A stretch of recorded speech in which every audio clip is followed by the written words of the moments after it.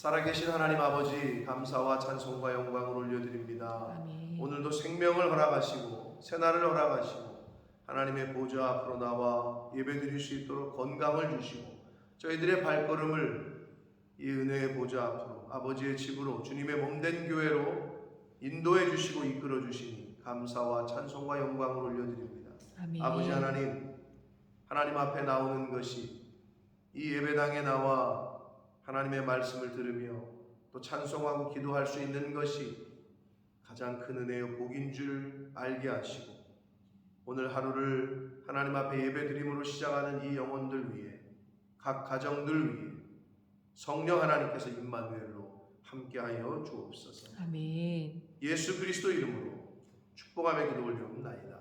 아멘. 아멘. 자, 소아시아 일곱 교회 당시의 지도를 제가 카톡으로 보내드렸었는데 그 소아시아 일곱 교회의 그 아시아라고 불렸단 말이에요. 터키 지역을. 그래서 아시아 일곱 교회에 대한 그 말씀이 2장과 3장에서 끝이 났습니다. 일곱 교회는 완전한 교회, 일곱이 완전수니까 오늘날 모든 교회들 그리고 오늘날 모든 성도들을 뜻한다 라고 보시면 된다고 했습니다. 그래서 그 일곱 교회 이름도 잘 기억이 안 나죠. 그러나 다는 기억을 못하더라도 또 생각을 곱씹어 보면 기억이 나실 텐데 칭찬만 받은 두 교회 정도는 기억을 하시면 좋겠어요. 책망이 없었고 칭찬만 받았던 두 교회가 어디랑 어디예요? 서머나와 빌라델비아. 이 두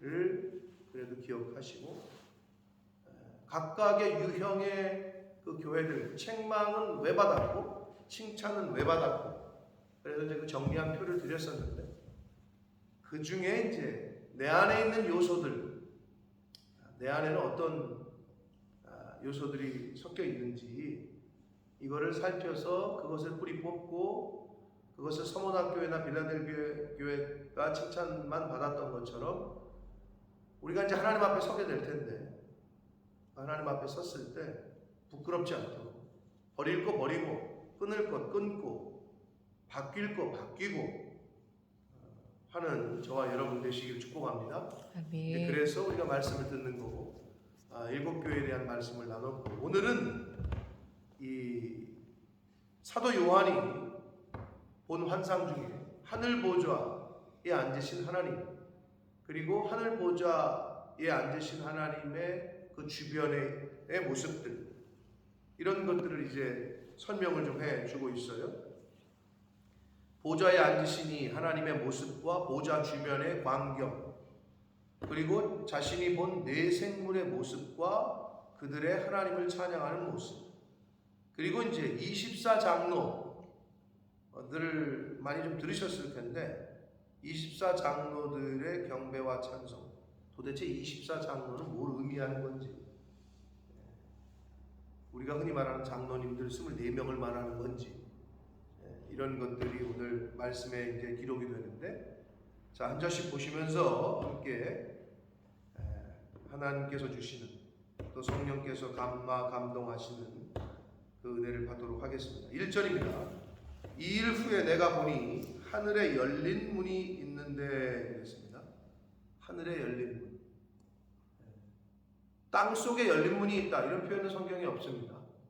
왜냐하면 인간이 죽으면 그러니까 땅 아래는 지옥 우리가 그래서 왜 지옥 그러면 하늘 위에 지옥이 있다라고 사람들이 전혀 이 세상 그 어느 누구도 생각을 안 할 거예요.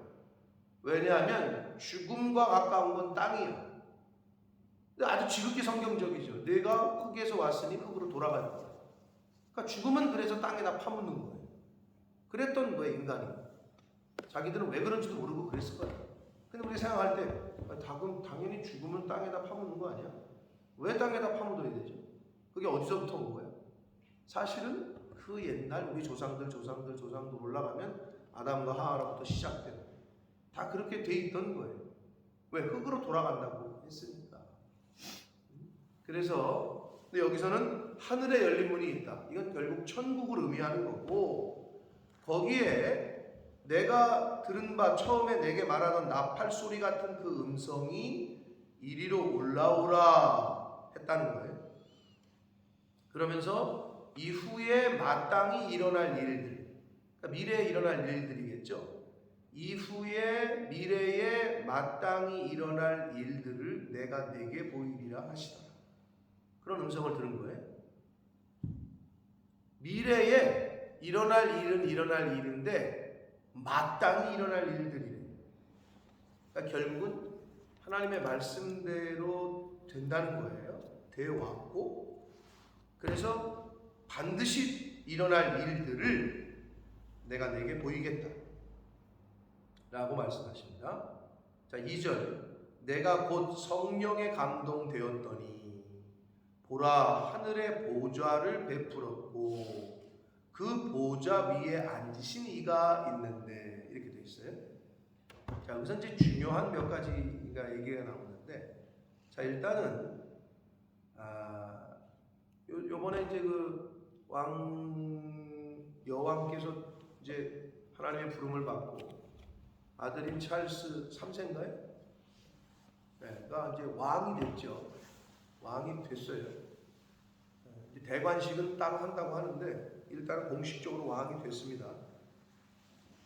그러면 여러분, 우리나라 사람들도 그렇게 이야기를 했는데, 왕이 앉는 의자와 우리가 지금 앉고 있는 의자가 다르죠. 다르죠. 그냥 의자는 의자죠. 왕이 앉는 의자를 우리나라 사람들이 옛날에 뭐라고 불렀죠?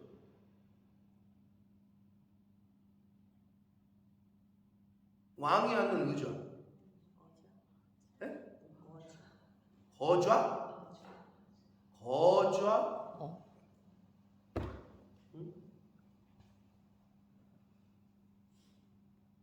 거좌라고 하는 말은 저도 잘 못 들어본 것 같긴 한데, 아무튼 보좌. 여러분, 체어 이게 체어라면 우리가 내가 승우한테, 야 승우야, THRONE, 내가 야 이거 너 스론이라는 단어가 뭔지 알아? 그랬더니 제가 발음이 이상한가 봐. 던지다라는 뜻이잖아요. 이거 던진다. 스론.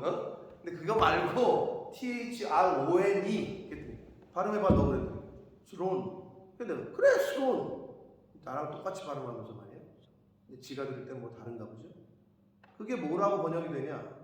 그게 이제 왕이 앉는 의자를 스론이라고 해요. 근데 그게 어디서 왔느냐? 헬라어 여기 지금 보좌라고 번역한 드로노, 한국말로 제가 말하면 드로노스야. 이 드로노스에서 스론이 왔다고.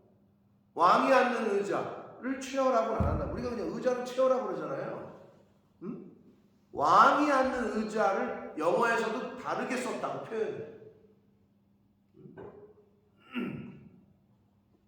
자, 그래서 여기서 하늘의 보좌, 이 드로노스, 여기서 이제 드론이 왔는데 왕좌를 말해요. 왕좌, 왕이 앉는 의좌.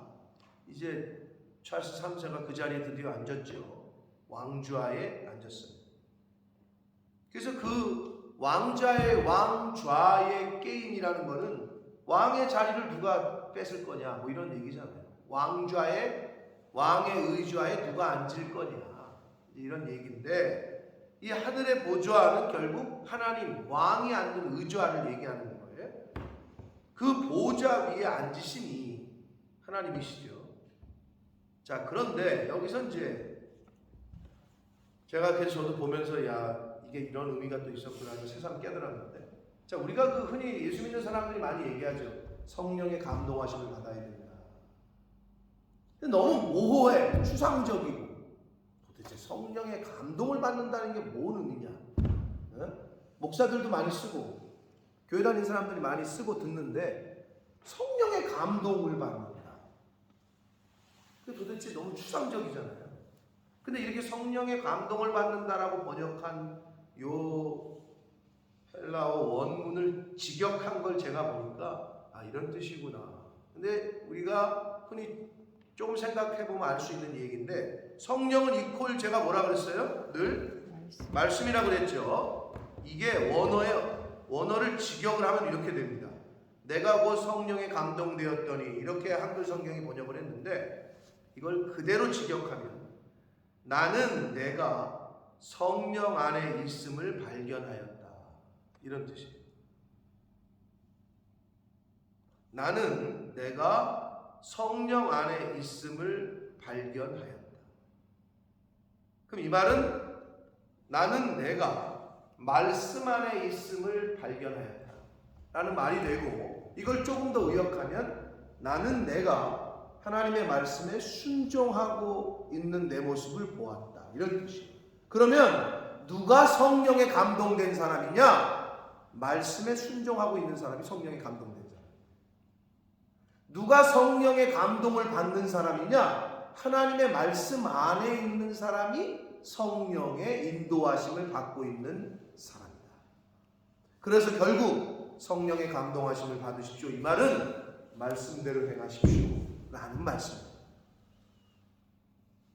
이제 좀 클리어해지셨어요? 맨날 그러잖아요. 성령의 감동을 받아야죠, 이렇게 얘기하죠. 이퀄 뭐라고? 말씀의 인도하심을 받아야죠. 말씀에 따라 사셔야죠. 말씀대로 사셔야죠. 말씀에 순종하셔야죠. 그러면 결국 그렇게 말씀대로 사는 사람은 성령의 감동을 받고 있는 사람인 거예요. 근데 그게 하나님의 말씀대로 살지 못하고 내 뜻대로 사는 사람은 성령 밖에 있는 사람이고, 성령 안에 있는 사람이 아니고, 말씀 안에 있는 게 아니라 말씀 밖에 있는 거죠. 그러니까 말씀은 말씀이고 나는 나고, 말씀은 화를 멀리하고 분을 멀리하라고 했지만 이걸 어떻게 참아? 그러니까 말씀은 말씀대로 듣고, 근데 나는 나대로 살고. 근데 이게 이렇게 돼버리면 아무 변화가 없는 거예요. 평생을 교회를 다니는 거예요. 결국 나랑의 싸움인 거지. 내 안에 있는 옛사람과의 싸움. 그걸 사도 바울이 얘기했던 거예요. 나는 매일 싸운다. 내 안에 옛사람과 새사람이 있다. 하나님의 말씀은 이렇게 하라고 그러고, 사랑하라고 그러고, 아가페로 사랑하라고 하는데 난 그렇게 못하겠고. 그러니까 둘이 계속 싸우는 거지. 말씀에는 헌신하라고 하고, 충성하라고 하고, 순종하라고 하고, 하는데 나는 귀찮고, 나는 힘들고. 이것과의 싸움인 거죠. 그래서 성령의 감동을 받는 사람이라는 얘기는 너무 추상적이었어요, 그동안. 근데 이제 정리를 딱 하세요. 하나님의 말씀에 순종하는 사람, 이게 성령의 감동을 받은 사람이에요. 그러니까 말씀대로 순종하고 그냥 하면 돼. 그러면 성령의 감동하심을 받고 왔더니, 즉 하나님의 말씀에 그렇게 하라고 해서 그렇게 왔더니 결국 거기가 복받는 자리였네. 그게 결국 하나님의 뜻이었네. 이런 걸 깨닫게 된다는 거죠. 왜? 근데 그 당시 순종할 때는 싫어, 힘들어, 어려워, 그리고 안 되는 것 같아요. 실제로 그렇게 보여요, 하나님의 일들은. 그런데 시간이 지나서 뒤를 돌아보면 그때가 은혜였구나. 그래서 그때 그렇게 하라고 하셨구나 라는 걸 깨닫게 된다는 거죠. 아마 여러분들 사이 중에서도 그런 간증이 있으신 분들이 많이 있을 텐데, 주변에 또 많이 보게 됩니다, 그런 간증들을. 자, 그래서 성령에 감동된 사람은 하나님의 말씀에 순종하는 사람, 말씀 안에 내가 있음을 발견하였다. 이것이 2절의 원문을 직역한 내용이 되겠습니다. 자, 3절 이하에서 6절까지는 보좌에 앉으신 하나님의 모습과 보좌 주변의 광경을 이야기하는데, 앉으신 이의 모양이 벽옥과 홍보석 같고 또 무지개가 있어 보좌에 둘렸다. 그러니까 사도 요한이 자기가 본 것을 인간의 언어로 표현하기가 상당히 애매했을 거예요. 그 신비스러운 모습을 어떻게 표현하겠어요? 여러분, 우리 가끔 운전하고 가다가 노을이 지는, 특히 뉴포레스트 지나갈 때, 여러분 런던 쪽에서 오실 때 오후에 이제 해가 막 질 때 하늘을 보면, 말 그대로 노을을 보면 너무 아름다운, 어떻게 저런 색깔이 나지라는 걸 아마 한두 번쯤 본 분들이 있을 텐데, 그걸 뭐로 표현하겠어요? 그냥 아름답다. 그걸 어떻게 묘사를 하기가 힘들단 말이에요. 하다못해 하늘에서 태양이 지는 노을만 봐도 그런데 천국을 직접 경험한 사람이 이걸 인간의 언어로 어떻게 표현하겠어요? 그래서 어떻게 가장 좋은 것들로 표현하고 있는데 옥과 홍보석과 무지개 같은 것이 있어서 보좌에 들렸고 그 모양이 녹보석 같더라. 녹보석은 에메랄드를 말합니다. 여러분 보석 중에 에메랄드. 그러니까 어떻게 표현하기가 어려운 거죠. 아무튼 너무 아름다운 광경을 본 거예요. 4절 또 보좌에 들려 24 보좌들이 24개의 보좌들이 있었대요. 의자가 있었던 거죠. 그 보좌들 위에 24 장로들이 흰옷을 입고 머리에 금관을 쓰고 있더라. 자, 여기서 이제 중요한 요걸 어떻게 해석을 할 거냐 우리가. 자, 일단 24개의 의자 보좌들이 있었고 거기에 24 장로들이 흰옷을 입고 머리에 금관을 쓰고 앉았다. 그러면 이 24 장로들이 누구냐 하는 게 이제 해석의 관점이거든요. 초점이거든요. 자, 그런데 추측이 가능하죠. 흰옷을 입었대요. 그리고 머리에 금관, 금면류관을 썼대요. 누굴까요?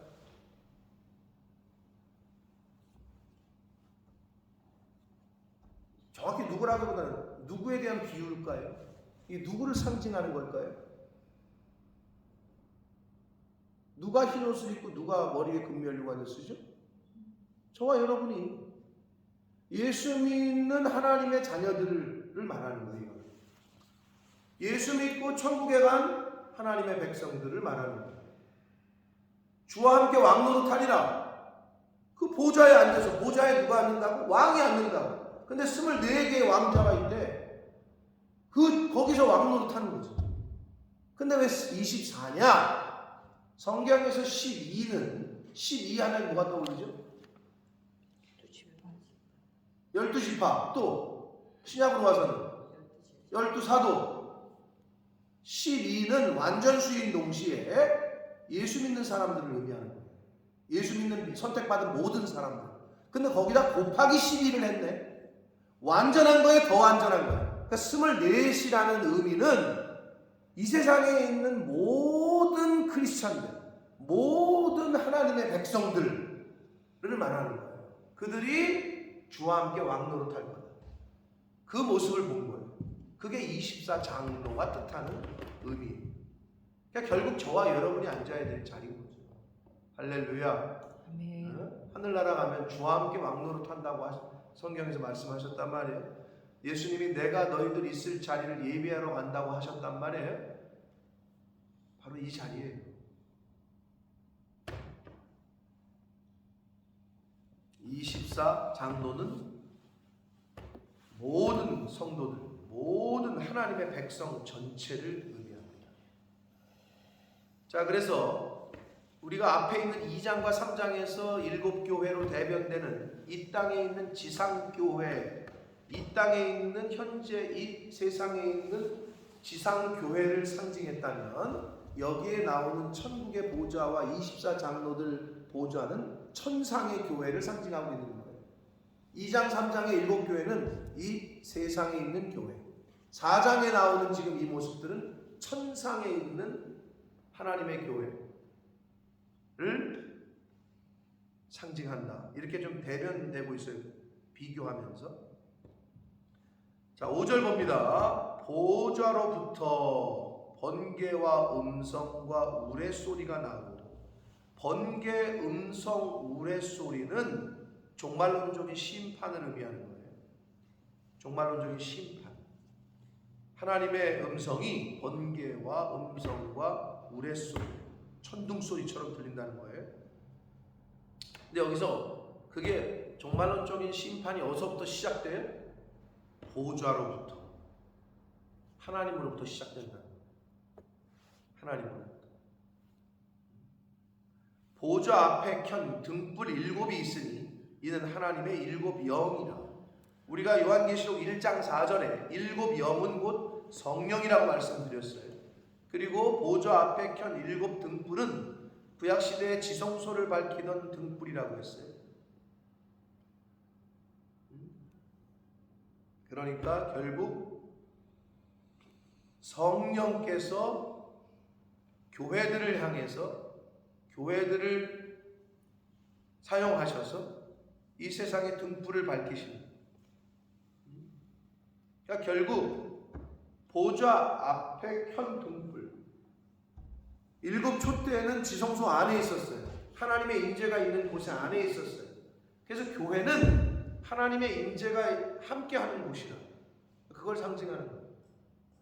그런데 교회에서 말씀이 선포가 안 되고 하나님의 임재가 떠나면 그때는 이제 완전히 타락하는 거죠.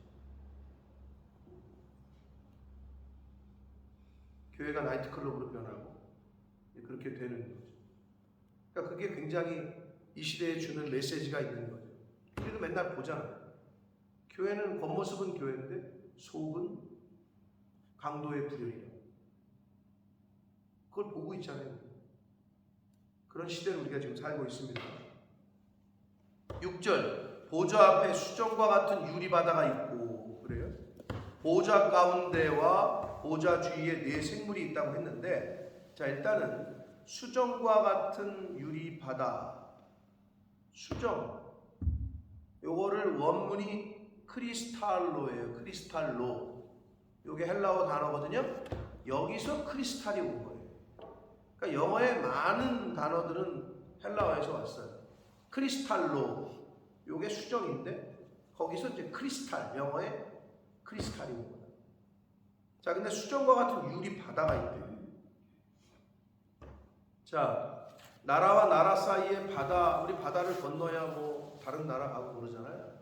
근데 바다를 보면 저 바다 건너서 가야 내 나라가 나오고 부모님이 계신 땅이 나오고, 바다를 어떻게 굉장히 뭘 갈라놓는 걸 의미해요. 그럼 여기서 수정과 같은 바다는 뭐냐면요, 하나님과 인간 사이에 그 가까이 갈 수 없는 그 간극을 의미하는 거거든요. 그러니까 천국의 하나님의 보좌로부터 인간 세상까지는 굉장히 큰 간극이 있다는 거예요. 중간이 존재한다는 건데, 이게 에스겔서 구약의 에스겔 1장 22절에 보면 수정 같은 궁창의 형상이라는 단어가 나와요. 거기에도 하나님이 계신 곳에 수정과 같은 궁창, 그러니까 하나님이 계신 곳과 인간 세계하고는 큰 이런 바다 같은 게 존재한다는 거예요. 그러니까 쉽게 아무나 갈 수 없다는 거예요. 그래서 수정과 같은 유리 바다가 있고, 보좌 가운데와 보좌 주위에 4 생물이 있는데 앞뒤에 눈들이 가득하더라. 그러니까 하나님의 보좌를 이제 주변으로 빙 둘러서 앞뒤에 눈들이 가득한 4 생물이 있다는 건데, 7절에 이제 그 생물에 대해서 설명하기를, 첫째 생물은 사자 같고, 둘째 생물은 송아지 같고 소 같고, 셋째 생물은 얼굴이 사람 같고, 넷째 생물은 날아가는 독수리. 자, 그래서 사자, 소, 송아지, 사람 얼굴, 독수리, 이 4개가 상징하는 게 뭐냐? 교회 기독교 역사상 많은 학자들이 이 4가지에 대한 해석과 이야기들을 했는데, 정통적으로 받아들이는 것은 하나님을 경배하는 피조물 전체를 상징한다. 자연 세계에 대표되는 생물들이다. 그러니까 피조 세계에 대표되는 것을 이렇게 말씀을 했다. 이게 이제 그냥 전통적으로 받아지는 해석입니다. 자, 그래서 사자는 용기, 소는 힘, 사람은 지혜. 하나님이 인간에게만 영을 주셨으니까. 독수리는 신속함. 자연 세계의 피조물에 대표되는 이 4가지의 생물들을 들어서 결국 피조 세계 전체가 하나님의 주변에 있다는 거고, 이 8절 보시면 4 생물은 각각 6 날개를 가졌다. 이사야서 6장 2절에 보면 6 날개를 가진 그룹들에서 이야기를 합니다. 그것과 일맥상통해요. 6 날개. 여러분, 날개가 있는 새 독수리도 빨라 죽겠는데 날개가 6개나 있대. 얼마나 빠른 거예요, 그러면? 그러니까 하나님의 명령을 신속하게 수행한다는 그런 의미가 있겠고, 그 안과 주위에는 눈들이 가득하다. 일거수일투족을 다 보고 계시는 그들이 밤낮 쉬지 않고 이르기를, 그 네 생물이 밤낮 쉬지 않고 하는 게 있어요. 그게 뭐냐? 하나님을 찬양하고 영광을 돌리는 거예요. 거룩하다, 거룩하다, 거룩하다. 최상급의 표현이죠. 하나님을 찬양하는데 최상급의 표현을 하는 거예요. 한 번이 아니야. 거룩하다, 거룩하다, 거룩하다. 주 하나님 곧 전능하신 이요, 전에도 계셨고 이제도 계시고 장차 오실 이라고 지금 밤낮 쉬지 않고 찬양을 한다는 거예요. 9절, 그 생물들이 보좌에 앉으사 세세토록 살아계시는 이에게 영광과 존귀와 감사를 돌릴 때에 24장로들이 보좌에 앉으신 이 앞에 엎드려 모든 구원받은 백성들이 하나님 앞에 엎드려 세세토록 살아계시는 그 하나님께 경배하고 자기의 면류관을 보좌 앞에 드리며, 자기가 쓰고 있는 왕관을 누구에게 벗어준다는 의미는 내 권한을 위임한다는 거고, 전쟁에서 진 왕이 왕관을 뺐잖아요. 상대방의 왕관을. 너 이제 내 적이야. 그러니까 그 권한을 위임한다는 걸 뜻하고, 여기서의 이 하나님의 구원받은 백성들이 자기의 왕관을, 면류관을 하나님 앞에 놓는다는, 보좌 앞에 내려놓는다는 의미는 그 모든 구원이, 그리고 모든 주권이 하나님께로부터 왔음을 인정하는 그러한 모습입니다. 그렇게 하나님 앞에 경배하고 자기의 면류관을 보좌 앞에 드리며 말하기를, 11절, 우리 주 하나님.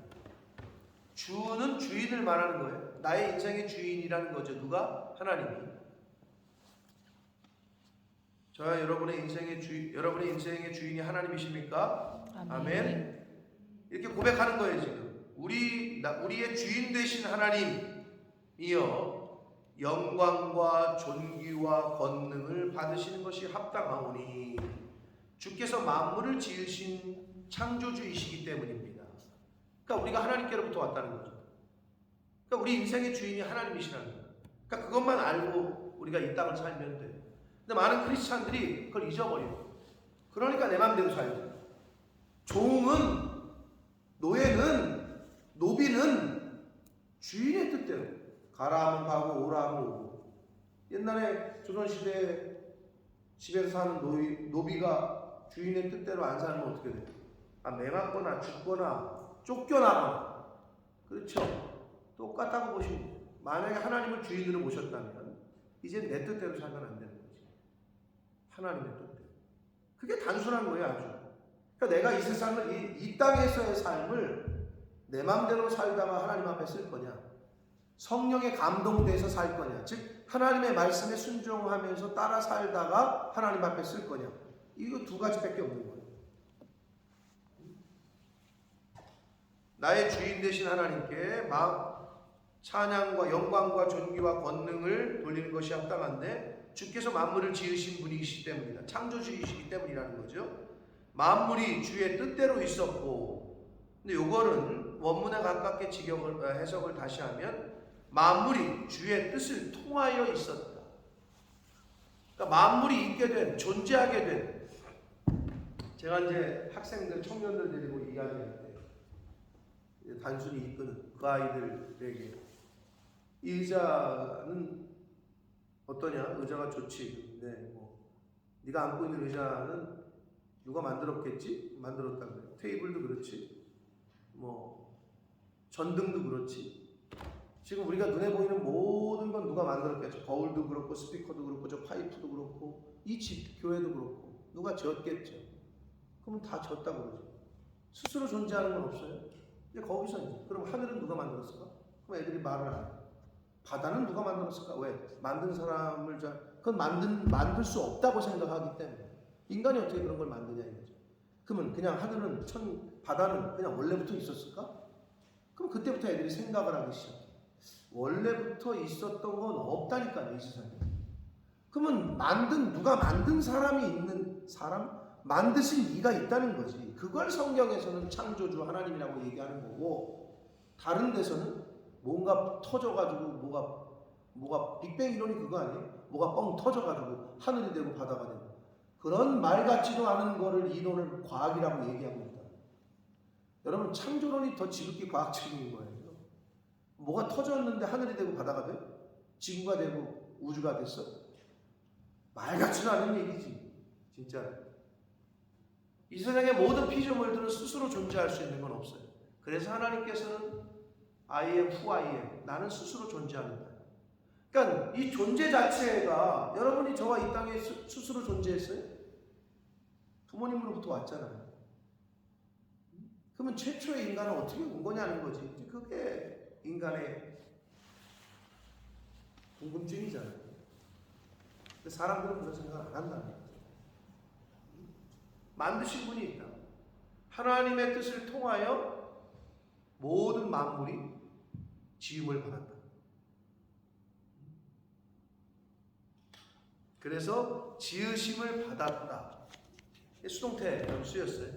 그러니까 지으신 분은 하나님이시라는 거예요. 주체는.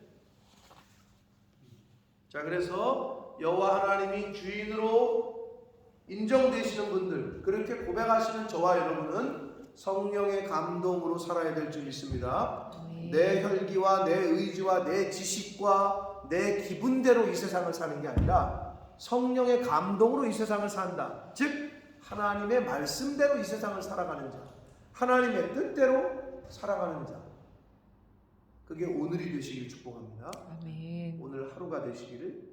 저와 여러분이 맺어가야 될, 이 세상에 살면서 맺어가야 될, 또 거둬야 될, 수확해야 될 열매들을 얘기했어요. 지난 주일에 성령의 9가지 열매, 말씀의 9가지 열매라는 얘기죠. 성경 전체의 9가지 열매라는 얘기예요. 그 사랑과 희락과 화평과 오래 참음과 자비와 양성과 충성과 온유와 절제를 우리가 이 세상에서 맺어가는 거죠. 열매.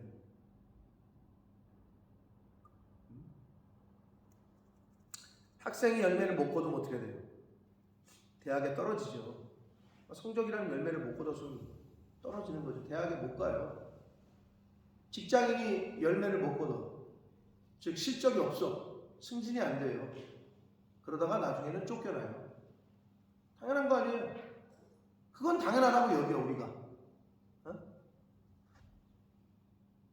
운동선수가 맨날 경기에서 져. 그 사람은 재계약 안 되죠. 맨날 지는데 무슨 재계약을 해. 그냥 세이 굿바이지. 그렇죠.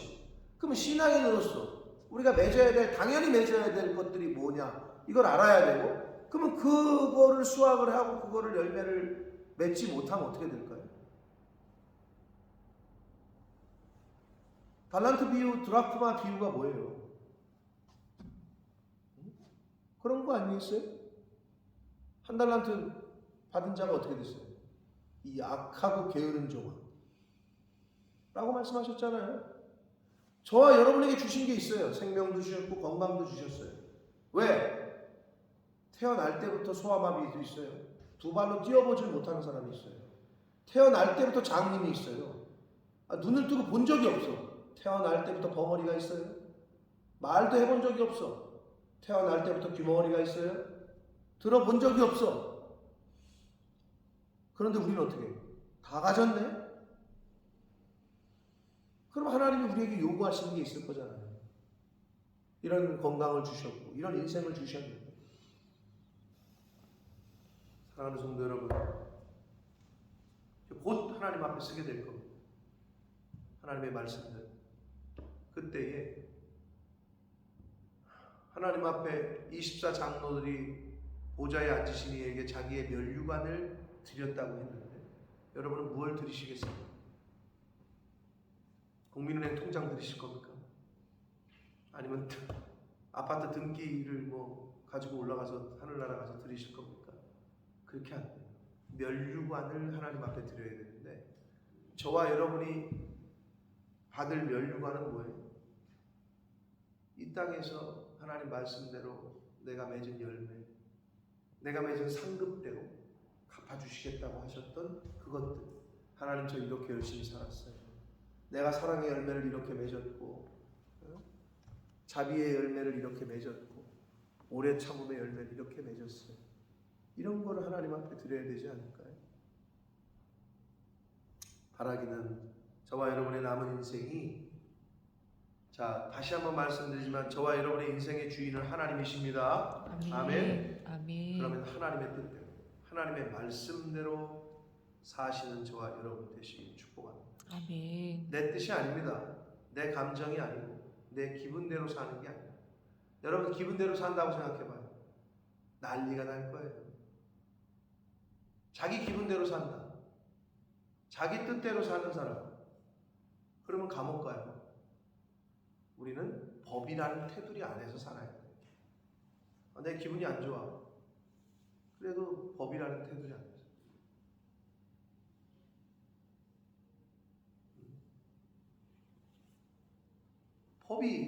법을 지켜야, 그 안에 있어야 자유가 있으니까. 똑같습니다. 하나님이라는 법 안에 있어야, 하나님 말씀 안에 있어야 진리가 너희를 자유케 하리라. 영적인 자유와 평안함이 저와 여러분에게 있을 줄 믿습니다. 아멘. 그러한 기쁨과 자유함과 평안한 가운데 마땅히 살아야 될 삶을 살고 성령의 감동 하심을 받는 말씀대로 순종하며 사는 오늘 한 날이 되시고 남아있는 저와 여러분의 인생이 되시기를 예수 그리스도 이름으로 축복합니다. 아멘. 살아계신 하나님 아버지, 감사와 찬송과 영광을 올려드립니다. 아버지 감사합니다. 아멘. 그 어떤 것보다 귀중한 생명을 연장시켜 주시고 어제 죽은 이들이 그토록 살아보고 싶었던 오늘이라는 시간을 저희들 살게 해주시고 하루를 시작하며 하나님의 이 아버지 집에 나와서 예배를 드릴 수 있도록, 기도할 수 있도록, 찬송을 드릴 수 있도록 은혜 주시니 감사합니다. 아멘. 아버지 하나님, 오늘 주신 말씀을 가슴에 새기고 나의 주인이 하나님이시고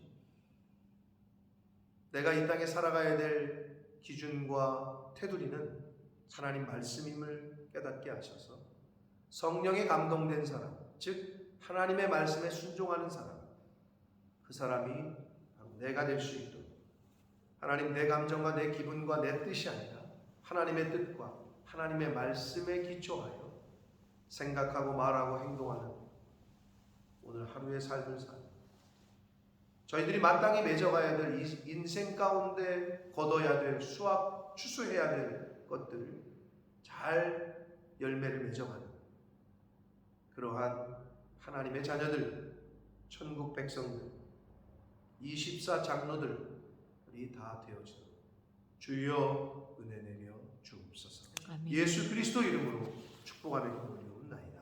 아멘.